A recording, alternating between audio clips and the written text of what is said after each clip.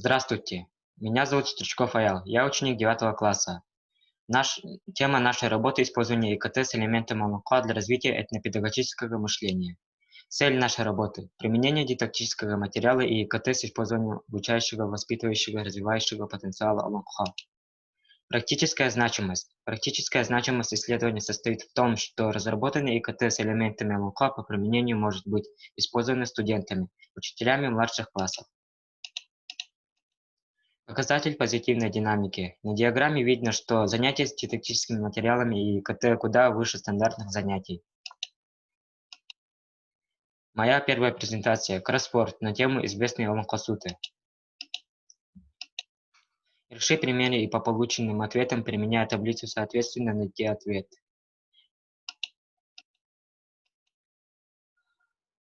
Вторая презентация – кроссворд. Богатырские кони. Тоже решаем пример и находим ответ. Применение пословиц и элементов ЛМХ. Кроссворд. Тоже решаем пример и находим ответ героев ЛМХ. Что, где, когда. Викторина. ЛМХ. Героический эпос. Отвечаем на вопрос.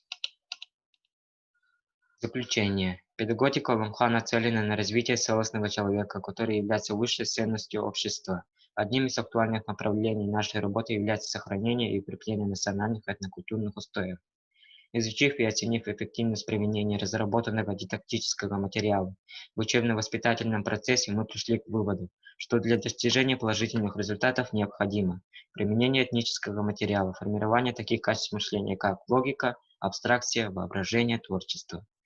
Составленные нами дидактические материалы с элементами ЛМХ помогают узнать культуру народа Саха, повысить мотивацию к обучению учащимся, развивать пространственное мышление, познавательные способности учащихся.